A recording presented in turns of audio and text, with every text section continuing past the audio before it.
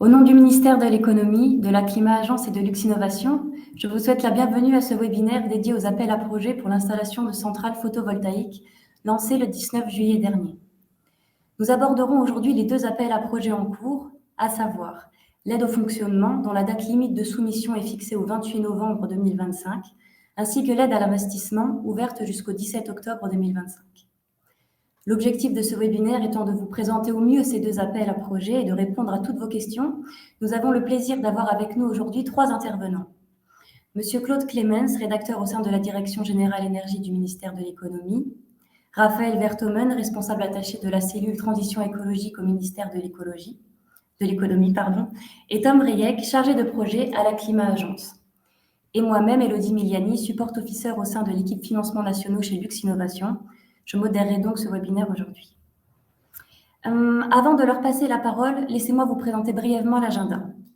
En premier lieu, nous présenterons les appels à projets ainsi que les procédures de soumission sur MyGuichet. S'en suivra ensuite une présentation du manuel des procédures relatives à la réalisation des projets photovoltaïques de grande envergure. Et enfin, nous clôturons ce webinaire par une session de questions-réponses. N'hésitez pas à poser vos questions au fur et à mesure des présentations, en haut à droite de votre écran. Nous y répondrons à la fin des présentations, soit à l'écrit, soit à l'oral, mais vous pouvez les poser à l'écrit tout au long des présentations. Pour information, ce webinaire est enregistré, le replay ainsi que les slides seront disponibles sur le site de Luxinnovation et tous les participants recevront également les slides et le lien vers le replay par email à la suite du webinaire. Voilà, je laisse maintenant la parole à Claude Clemens pour débuter la présentation. Merci. Merci Elodie. Bonjour à tout le monde. Merci pour l'intérêt que vous portez à nos appels d'offres et au photovoltaïque en général. Donc, comme déjà dit, on va passer en revue les deux appels d'offres différents.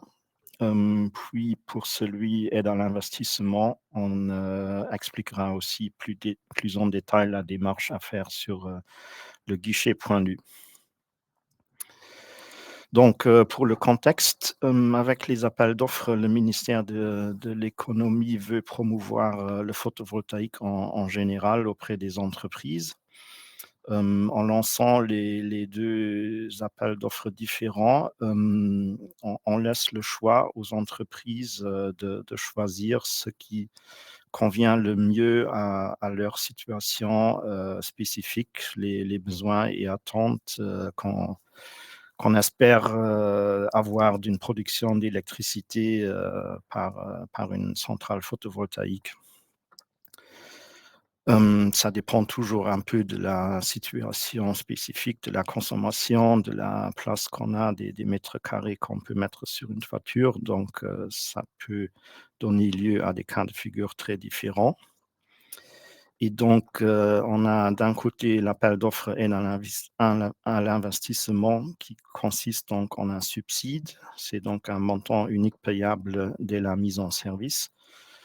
Et l'appel d'offres aide en fonctionnement qui consiste dans le droit de conclure un contrat de prime de marché sur une durée de 15 ans pour l'électricité injectée dans le réseau.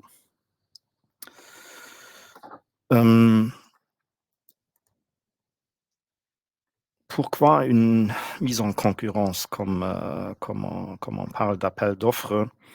C'est pour satisfaire aux prescriptions en matière d'aide d'État, ce qui n'est pas toujours très satisfaisant peut-être pour les entreprises qui participent, mais c'est le premier moyen qui nous est donné par ces règles et donc pour le photovoltaïque au Luxembourg, pour les grandes centrales, pour les entreprises, il y a l'obligation, je dirais, de passer par une mise en concurrence. Comme on est dans une situation d'aide d'État, il y a aussi une chose importante qui est que le cumul est exclu. Donc, pour les appels d'offres spécifiquement, on ne peut pas présenter un même projet simultanément dans les deux appels d'offres. Et pour les catégories de puissance où il existe un tarif d'injection garanti, un cumul avec un subside n'est pas non plus possible. Ce qui est nouveau dans les appels d'offres version 2025, c'est que pour l'appel d'offres avec aide à l'investissement, des sous-lots avec stockage ont été introduits. Une batterie peut optimiser l'utilisation de l'électricité produite, surtout en cas d'autoconsommation ou de partage. Et donc, le ministère a décidé de faire cette fois-ci des sous-lots spécifiques pour pouvoir donner des subsides plus élevés qui tiennent compte des frais d'investissement forcément plus élevés. Ceci a nécessité des changements au niveau des lots et des sous-lots pour éviter une démultiplication des lots. On verra ça plus tard dans les slides suivants. Donc, la grande subdivision est la suivante, bâtiment, projet qu'on appelle innovant ou ombrière, donc des carports sur des parkings. Comme on est en présence de situations multiples et très spécifiques, on tient quand même compte de la catégorie de puissance des centrales. Ceci est fait au moyen d'une pondération qui sera aussi expliquée plus tard. Oui, voilà, c'est un premier pas, je dirais, qui est fait en matière de stockage pour essayer de pousser un peu plus. Et comme vous le savez certainement, récemment, une Speicherstratégie Lützeburg a été lancée. Et là, d'autres études et analyses sont en cours pour voir comment on pourrait encore plus pousser dans cette direction. Ce qui a été maintenu par rapport aux appels d'offres de l'année passée, c'est d'une part le lot innovant qui prévoit aussi des subsides plus élevés si c'est une centrale photovoltaïque montée en façade de bâtiment ou bien qui utilise des modules légers installés sur les toitures. Ceci est pour les modules légers liés à une obligation de démontrer à l'avance que la statique du bâtiment ne permet pas d'installer une centrale classique. Ce qui reste également, c'est que pour les projets au-dessus d'une puissance de 500 kW, une garantie financière d'exécution doit être remise si le projet est lauréat dans l'appel d'offres. Pour le contexte général, en ce qui concerne l'utilisation de l'électricité produite, comme déjà dit, le choix est laissé aux entreprises en fonction de leurs besoins, de leur consommation surtout. Toutes les possibilités qui existent par la loi modifiée relative à l'organisation du marché de l'électricité sont permises en se conformant bien sûr toujours aux dispositions de cette loi. Ce qui est bon à savoir dans ce domaine, c'est que pour les excédents d'électricité dans le cadre d'une autoconsommation, si on est dans le cas de figure d'une aide à l'investissement, ces excédents peuvent être vendus sur le marché. Il est nécessaire alors de faire un contrat avec un fournisseur de votre choix et donc, comme c'est un contrat bilatéral, de prendre des offres de prix avant la remise du dossier. Si on est dans le cadre d'une autoconsommation, mais dans l'appel d'offres est en fonctionnement, les excédents d'électricité sont rémunérés logiquement par justement cette prime de marché. Donc, l'autoconsommation est possible et ce qui reste, on l'injecte dans le réseau. Et dans cette situation, il y a 2 contrats qui jouent, ce que je vais aussi expliquer dans la suite.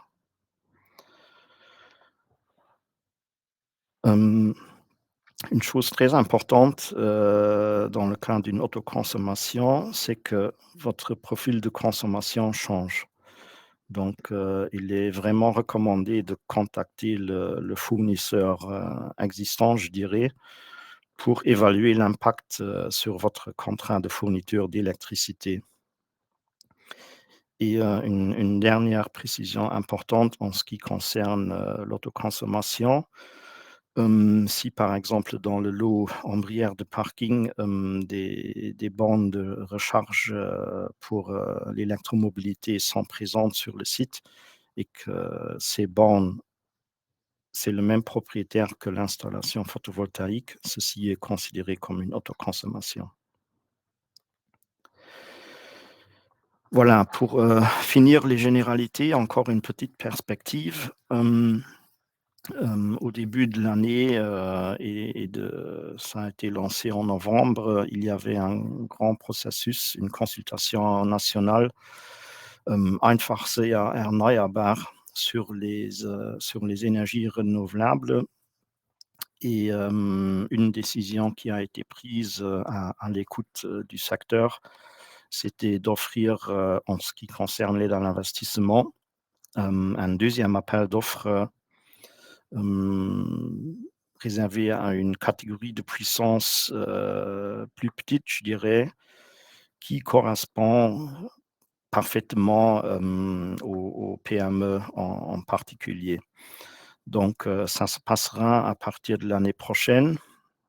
La date, prévisionnelle a été fixée au 6 février, 16 février et il y a un budget indicatif prévisionnel de 3 millions d'euros pour cet appel d'offres spécifique pour la catégorie 30 à 200 kilowatts. Donc, cet appel d'offres se déclinera de la même façon, donc 3 lots bâtiments innovants ombrières et aussi une subdivision avec ou sans batterie.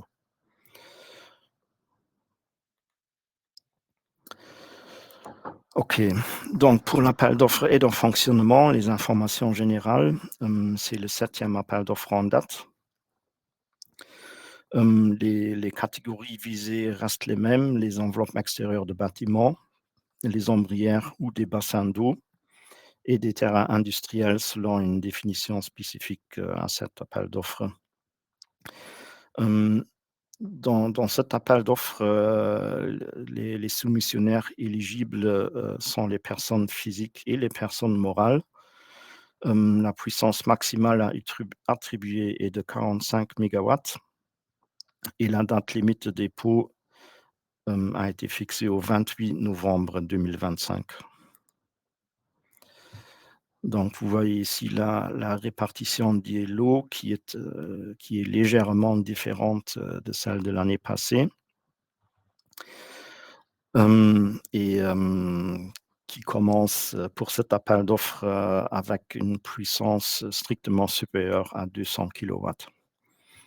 Vous voyez ici également en bas la répartition selon les lots, et les sous-lots en précisant chaque fois que les sous-lots A, sont les lots avec, centrale PV seule et les sous-lots B sont les lots avec, centrale PV plus batterie. Les installations éligibles, sont, première condition, ça doit être des centrales nouvelles. Délai de réalisation, est de 18 mois, avec une ouverture vers 24 mois, mais alors avec une pénalité. Pour la remise d'un dossier, il n'est pas prérequis d'avoir déjà toutes les autorisations nécessaires. Donc ceci peut être fait après l'attribution. J'avais déjà mentionné la garantie bancaire qui doit être remise, pour les grandes centrales. La demande de raccordement doit être fait, en dehors les 2 mois après, l'attribution et là aussi on recommande très fortement de faire une préétude de raccordement auprès du gestionnaire de réseau, concerné. Après l'attribution, on conclut un contrat de prime de marché avec le gestionnaire de réseau, justement, et un contrat bilatéral avec un mandataire qui, normalement, est un fournisseur d'électricité pour la vente directe de l'électricité sur le marché. Ici, vous voyez les montants maxima qui ont été fixés selon les résultats obtenus des dernières années. Et pour les ombrières, le lot 4, les montants maxima ont été revus un peu à la hausse. Le classement se fait au meilleur prix par montant de rémunération de référence croissant. En cas d'égalité par puissance croissante, ici, ça s'avérait nécessaire par tirage au sort. Il y a une clause de compétitivité qui est prévue, comme on est dans une situation d'aide d'État. C'est une condition, mais il y a des transferts de volume de puissance possibles entre les lots qui ne seraient pas remplis entièrement. Quelques détails sur le contrat de prime de marché. Si on participe ici, il y a une obligation de vendre l'électricité tout de suite sur le marché de l'électricité. Pour ça, on doit être autorisé à agir sur le marché, et ceci, c'est normalement un fournisseur d'électricité qu'on doit donc mandater. Ce contrat est bilatéral, donc les conditions sont libres. Donc il importe de prendre des offres au préalable, et il faut avoir en tête que le fournisseur, en tant qu'intermédiaire, facturera son service. Donc il y a un coût à prévoir. En ce qui concerne le contrat de prime de marché, celui-ci doit être conclu avec un gestionnaire de réseau. C'est un contrat type qui est approuvé par le régulateur luxembourgeois. Et la prime de marché consiste en la différence entre la rémunération de référence que les soumissionnaires indiquent dans leur dossier et le prix mensuel de marché MV Solar. Comme le Luxembourg fait partie du marché d'électricité allemand, c'est un indice de prix qui est publié sur un site allemand, netztransparenz.de, et c'est un prix théorique sur un mois, et donc oui, c'est un calcul théorique qui se fait selon la formule qui est indiquée dans le règlement grand-ducal I-relatif. Dans ce règlement grand-ducal, il y a un changement depuis l'année passée en ce qui concerne les heures négatives, qui est en principe en faveur des producteurs d'électricité, parce que les heures négatives où idéalement les centrales sont coupées du réseau, ces durées sont rajoutées à la durée du contrat de prime de marché. Donc, en fin de compte, dans cet appel d'offres, les recettes du soumissionnaire en deux volets. C'est la prime de marché, les recettes par la vente directe, et à cause des différents facteurs que j'ai expliqués, il se peut qu'il y ait une différence avec la rémunération de référence exacte que le soumissionnaire a remis dans son dossier. Voilà, ceci pour l'appel d'offres aide en fonctionnement. Pour l'aide à l'investissement, on est à la 4e édition de ce genre d'appel d'offres. D'ailleurs, tous les résultats peuvent être consultés sur une page guichet.lu.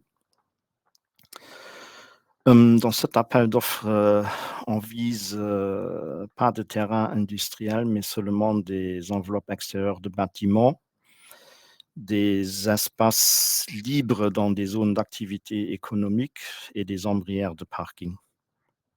Ici, les personnes physiques ne sont pas éligibles, donc les candidats doivent être des personnes morales établies au Luxembourg qui exercent une activité économique à titre principal et remplissent toutes les conditions générales en matière d'aide d'État.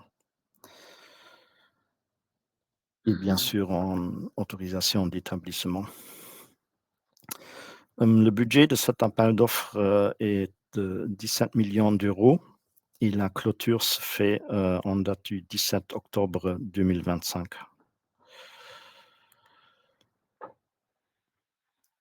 Les installations éligibles, comme pour l'autre appel d'offres, doivent être des centrales nouvelles. Elles se répartissent ici en 3 lots et donc une subdivision à chaque fois en sous-lots, où les sous-lots A sont des centrales PV seules et les sous-lots B sont des centrales PV avec batterie. Le budget est donc réparti entre les lots et les sous-lots de la façon que vous voyez en bas. Le délai de réalisation de cet appel est de 18 mois. Ici également, ce n'est pas un prérequis de disposer de toutes les autorisations avant la remise d'un dossier. Et les conditions après l'attribution sont les mêmes également. Pour un projet au-dessus de 500 kW, une garantie bancaire doit être remise. La demande de raccordement doit également faire en les 2 mois, avec la même recommandation de prendre un avis à l'avance. Et ce qui est important ici,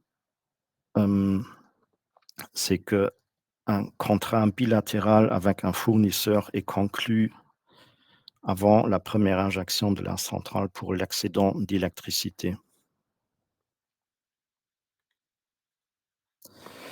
En ce qui concerne le stockage, il y a 3 conditions d'éligibilité. Le projet doit obligatoirement être un projet combiné de centrales photovoltaïques et de stockage. C'est une solution dite derrière le compteur et donc les 2 éléments doivent être colocalisés sur un même site. La capacité utile de stockage minimale a été fixée à 1 kWh de stockage par kilowatt-crête de la centrale PV.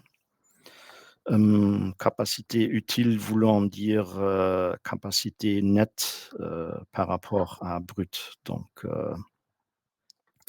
sans des pertes éventuelles. Et la dernière condition, c'est que cette batterie doit absorber au moins les 3/4 de son énergie à partir de la centrale PV colocalisée sur le même site et ceci sur une base annuelle.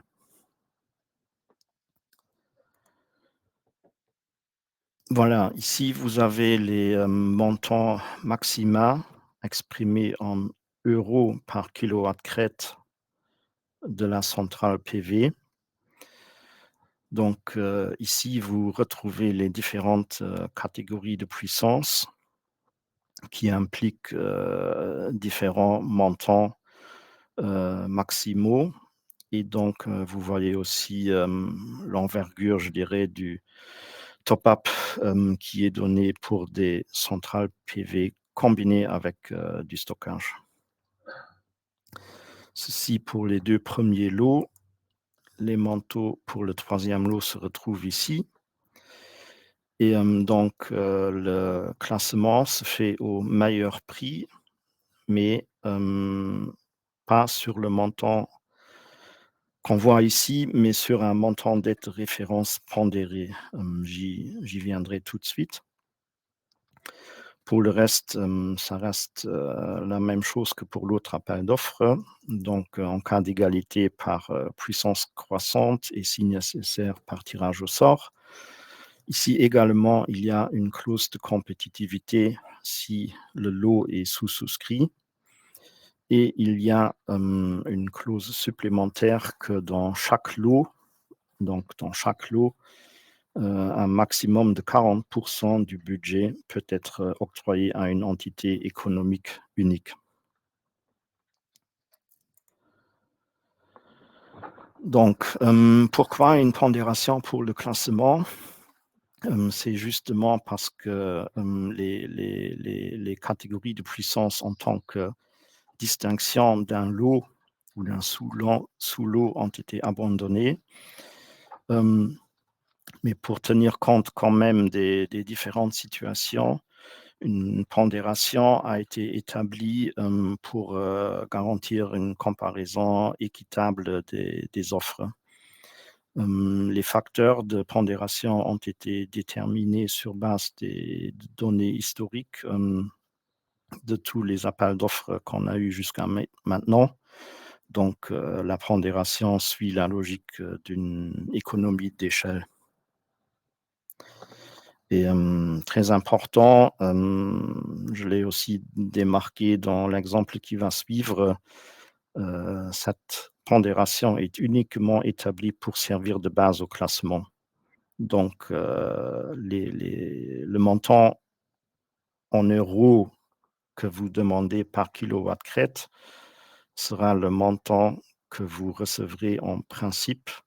La pondération, c'est vraiment fictif en quelque sorte et c'est établi uniquement pour le classement. Donc, ici, il y a un petit exemple dans le sous-lot 1A, donc une centrale classique, je dirais, sur bâtiment, sans stockage. Il y a 10 offres qui ont été remises et ici, comme vous le voyez en vert, les offres sont classées par puissance croissante. Vous voyez l'aide de référence demandée par les soumissionnaires, à côté le facteur de pondération. Et donc, ça donne à la fin une aide de référence pondérée qui est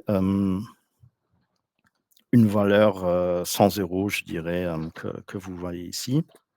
Et donc, sur le slide suivant, vous voyez le résultat, le classement final.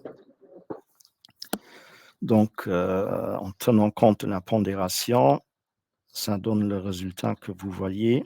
Et pour illustrer la clause de compétitivité, au moins 10% des offres conformes soumises seront écartées en cas de sous-souscription, ce qui veut dire ici, en présence de 10 candidats, qu'une offre est écartée.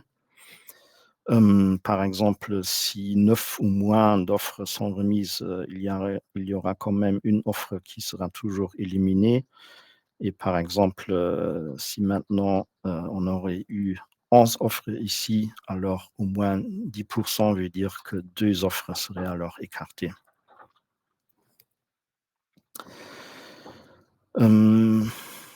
Voilà donc pour un exemple d'un classement fictif avec des projets fictifs. Et oui, pour finir ce volet, le paiement de l'aide, les démarches à suivre.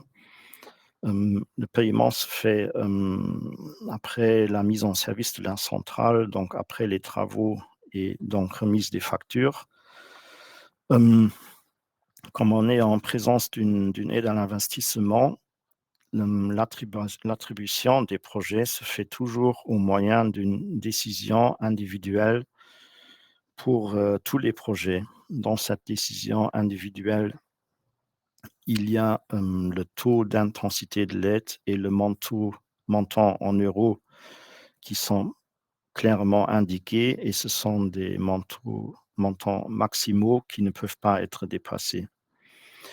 J'insiste un peu parce que le cahier des charges dit qu'une modification de la puissance est possible, mais il faut faire attention de ne pas dépasser des limites de catégorie de puissance parce que tout ce qui aurait changé le classement initial est à écarter. Donc, s'il y a une modification de puissance, le ministère pourra revoir le classement initial et pourra prendre une décision. Voilà. Les coûts admissibles, je dirais que c'est classique et bien sûr, pour les sous-lots, incluant le stockage, l'achat de la batterie et les frais d'installation y relatifs, sont également éligibles. Donc, ça serait tout, de ma part. Si des questions restent, n'hésitez pas à les poser dans le chat et donc, je vais passer la parole à mon collègue Raphaël Vertommen. Merci pour votre Merci Claude pour ta présentation.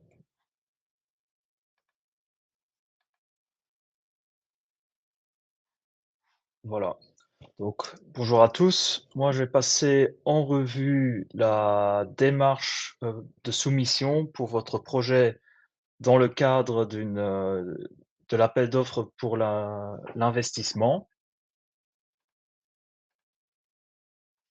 La démarche, donc, la soumission de votre candidature avec toutes les pièces à l'appui doivent être soumises sous la plateforme MyGuichet. Un petit rappel qui est quand même très important, c'est que l'entreprise ne peut pas avoir pris d'engagement contraignant avant la soumission de sa candidature. Un engagement contraignant, c'est par exemple la signature d'un devis. Donc il est important de d'abord soumettre la demande sur la plateforme MyGuichet et après avoir soumis, la demande, vous pouvez signer, le devis, mais ça ne garantit toujours pas que vous êtes retenu, dans l'appel d'offres. Donc, nous allons, je pense que nous avons dit, Claude l'a dit, c'est 3 mois. Nous avons un délai de 3 mois pour instruire les dossiers et vous fournir la décision ministérielle. Les entreprises qui sont en difficulté ne sont pas éligibles, pour une aide d'État. Et les différents organismes dont Lux Innovation, la Chambre des métiers, la House of Sustainability et la Climat Agence peuvent vous aider à vérifier le critère d'entreprise en difficulté et vous aider à préparer votre, candidature. Donc sous la plateforme MyGuichet, il est important de sélectionner l'espace professionnel. Dans cet espace professionnel, il y a tout en haut, il doit y avoir une barre de recherche en tapant MECO, MECO. Normalement, vous devrez trouver la démarche MECO, demande d'aide en faveur des entreprises. Sur cette démarche, vous voyez à droite le plus créer, vous cliquez là-dessus. Ensuite, bon ça c'est ce en cliquant sur créer, c'est ça qui va démarrer la démarche. Il y a un certain nombre de fenêtres à remplir. Je vais pas passer en revue toutes les fenêtres qu'il faut remplir. Il y en a 3 qui sont importantes, c'est le régime choix de l'aide, les coûts et les pièces à joindre. Donc dans la fenêtre régime, choix de l'aide, on voit peut-être pas très bien dans la fenêtre, il faut sélectionner ENV, protection de l'environnement. Ensuite, il y a le choix de l'aide, donc c'est le type d'aide. Il faut sélectionner ENV, ESR. Je vois pas très bien ce qui est marqué ici sur la fenêtre, mais c'est l'investissement en faveur de la production de l'énergie produite à partir de sources renouvelables, si je me trompe pas. Ensuite, en bas, la fenêtre va vous demander s'il s'agit d'une demande, qui fait l'objet de l'appel à projet photovoltaïque. Il faut sélectionner oui. Ensuite, à un certain moment, les coûts vont être demandés, donc il est important de sélectionner machines et équipements, donner peut-être une petite description des coûts. le coût, donc c'est le montant hors TVA, la quantité d'énergie renouvelable produite, donc c'est la quantité en kilowattheure, ainsi que la puissance installée, les kilowatts crête. Sur la page suivante, vous allez devoir introduire c'est dans la partie synthèse des coûts et demande d'aide. Théoriquement, coût total pour le type d'aide, ça va être les coûts qui seront, le coût qui sera affiché de la fenêtre précédente. Vous allez devoir introduire l'intensité de l'aide demandée. Donc cette intensité d'aide, vous pouvez la trouver sur l'Excel, qui fait bon, l'Excel, je vais passer en revue, dans un des slides suivants. C'est une des pièces jointes qu'il faut fournir, dans la demande et dans le bas de cet Excel, il y a l'intensité qui sera affichée. Vous introduisez ce pourcentage ici, ce qui va vous donner un montant d'aide maximal calculé et ce montant d'aide, vous pouvez l'introduire, dans la case en dessous. Voilà. Ensuite, quelles sont les pièces, à joindre? Donc un mandat, si la personne qui fait la demande d'aide n'est pas, un mandataire de l'entreprise, un organigramme, les comptes annuels 2024 de l'entreprise requérante et ainsi du groupe, si l'entreprise requérante fait partie d'un groupe, le relevé d'identité bancaire de l'entreprise, un certificat CCSS, le certificat de droit d'utilisation du site d'implémentation, un devis ou une offre de prix si ce document est disponible. Ensuite, il y a 4 Excel à fournir, donc c'est les comptes annuels de l'entreprise requérante, les comptes annuels du groupe. Bon, ceux du groupe, si vous ne faites pas partie d'un groupe, c'est pas obligatoire. La taille, de l'entreprise ainsi que la description du projet. Donc il s'agit de l'Excel à remplir, où vous devez fournir un certain nombre d'informations. Dans la démarche, tous ces pièces jointes, ah non, pardon. Les pièces jointes, vous pouvez les trouver sur le site du guichet. Donc c'est, dans service en ligne, /formulaire.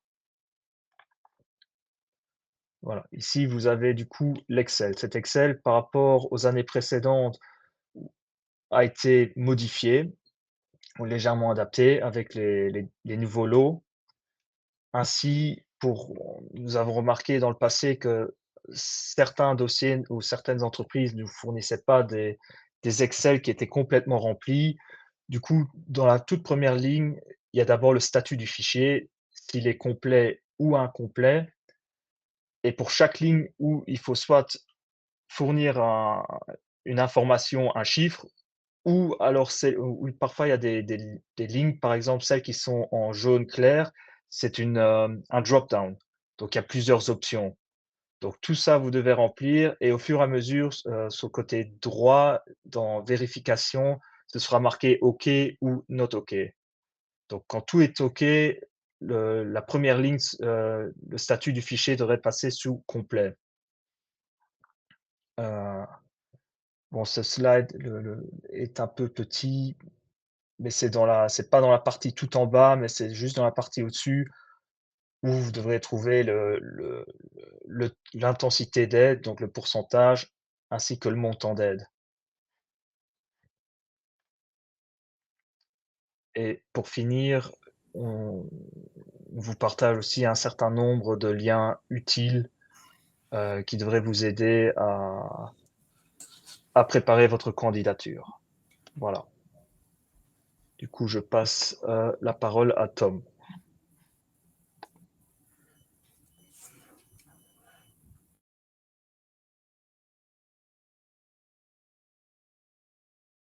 Donc voilà, bonjour et bienvenue aussi de ma part. Maintenant, j'aimerais bien aussi voir ma présentation. Donc voilà, on y arrive. Hop.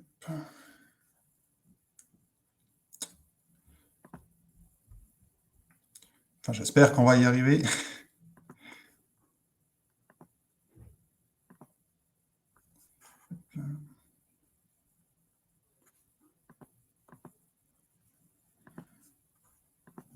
Non, je ne sais pas. Moi, je vois toujours la présentation de Raphaël. Voilà, on y arrive. Donc, excusez-moi pour ce délai-là. Donc, moi, c'est Tom Rayek, comme Elodie l'a déjà dit, et je travaille auprès de la Clima-Agence, plus précisément dans le département des entreprises. Et une de nos principales missions est de structurer et de rendre accessible l'offre du marché. Et c'est dans ce cadre-là qu'on a développé un outil et mis en place un outil qui s'appelle le manuel des procédures, que je vais vous présenter pendant quelques minutes.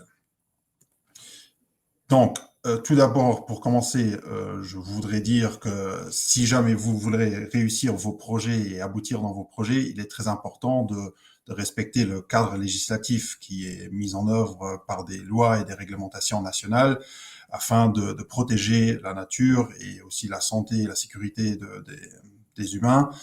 Et donc, ces lois et ces règlements, des fois, imposent d'avoir des autorisations pour pouvoir démarrer son projet. Et pour faciliter cette recherche-là ou d'avoir un meilleur aperçu des obligations qui vous reviennent en tant que porteur de projet, le manuel des procédures est là pour vous aider. C'est-à-dire que c'est un outil simple, efficace, pour se retrouver facilement dans les obligations et aussi être guidé dans les démarches qui se cachent derrière. Et juste comme petit aperçu, le manuel des procédures, il couvre une panoplie de différentes lois nationales mises en place. Et la liste, vous la voyez ici, je ne vais pas les nommer une par une, mais voilà, les plus grandes et les plus importantes, comme les établissements classés ou alors la protection de la nature, elles sont couvertes par le manuel des procédures.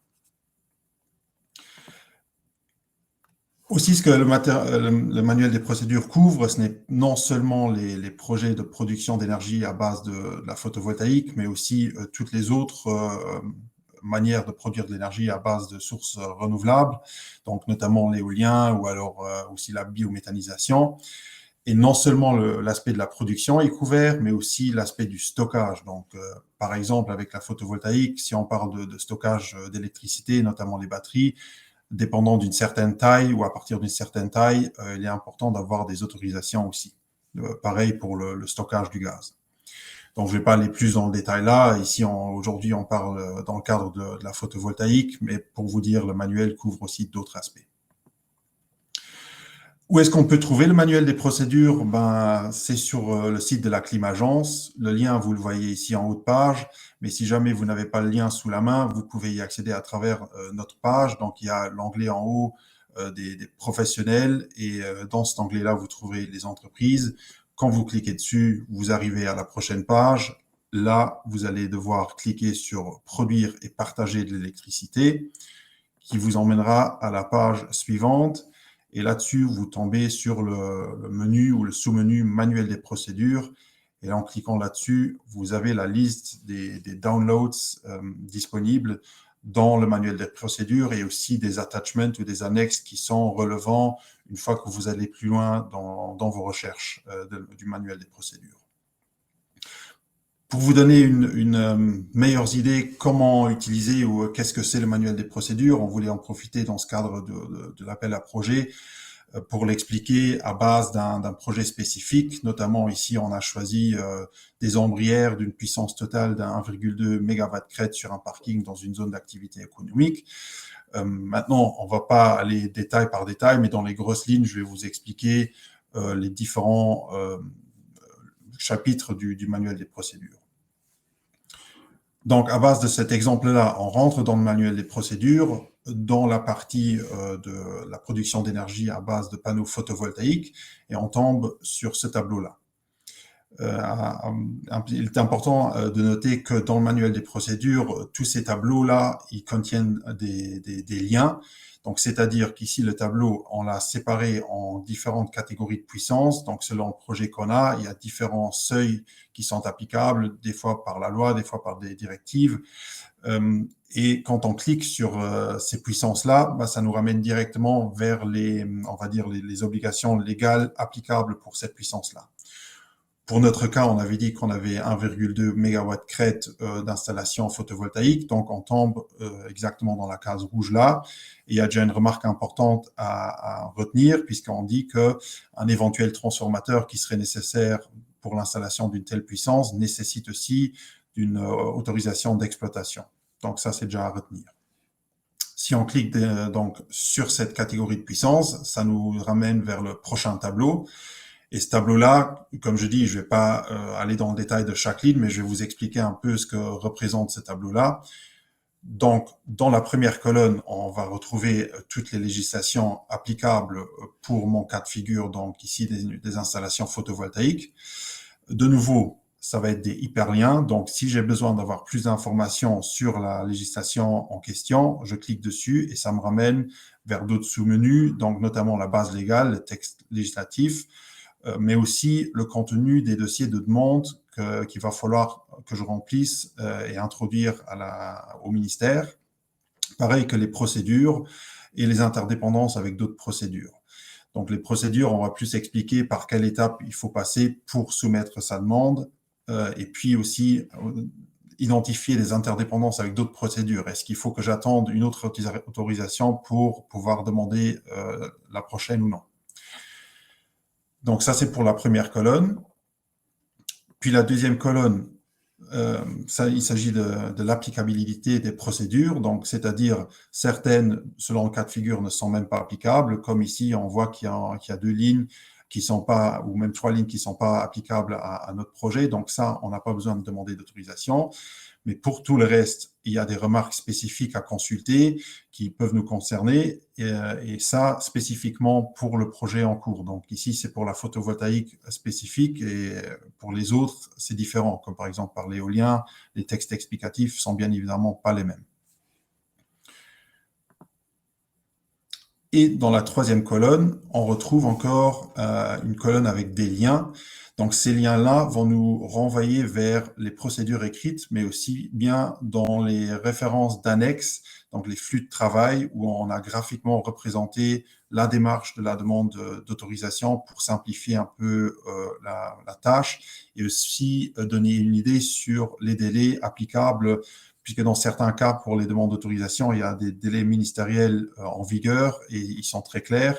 Dans d'autres cas, c'est plus des délais estimatifs, mais au moins, ça vous permet de juger un peu l'échelle de temps qu'il va falloir pour avoir cette autorisation. Voilà à quoi ça ressemble les flux de travail. Ici, j'ai cité que 2 exemples qui peuvent être importants dans le cadre d'une installation photovoltaïque comme dans le cadre de nos ombrières. Donc, une fois à gauche, c'est le flux de travail dans le cadre de la loi sur l'eau. Et donc, là, vous voyez, justement, c'est ce que j'ai dit, pas toutes les procédures, il y a des délais spécifiques. Ici, en l'occurrence, il y en a pas, donc c'est des délais estimatifs. Par la loi, il y a rien qui impose le ministère ou l'administration à accepter ou refuser un délai dans un certain temps. Tandis que du côté droite, vous avez la procédure commodo-incommodo, et comme vu la taille de notre installation, il faudra un transformateur de plus que 1000 kVA pour que ça fonctionne. Et du coup, dans ce cadre-là, il faut passer par cette procédure-là. Et cette procédure prévoit des délais très spécifiques pour chaque étape. Et donc, on sait exactement à quoi s'attendre si on soumet une demande dans ce cas de figure. Et donc, voilà à quoi ça ressemble si on considère toutes les autorisations nécessaires pour notre projet, donc graphiquement représentées. Et ce qu'on voit ici, en gros, c'est que pour les projets photovoltaïques, il n'y a pas d'interdépendance entre les demandes d'autorisation, c'est-à-dire on peut demander tout au démarrage, au même moment, et le délai va être dépendant par rapport à la démarche la plus longue, qui ici est l'autorisation de construire, dans notre cas. À dire quand même que ce délai est tellement long, puisqu'il y a un délai de recours aussi de 3 mois qui se rajoute à la procédure d'autorisation. Donc, ça se trouve qu'après 3 mois ou 4 mois, vous aurez votre autorisation, mais il y a encore un délai de recours de 3 mois derrière ça, où on peut mettre en question votre autorisation, ce qui est quand même assez important à notifier. Et donc voilà, je voulais juste vous donner un simple aperçu de cet outil-là et ne pas prendre trop de temps. Donc le lien, je vous l'ai présenté, et si jamais il y a d'autres questions encore, vous pouvez bien les poser maintenant dans la suite, dans la FAQ. Et donc je passerai le mot de nouveau donc à Élodie pour démarrer la foire aux questions.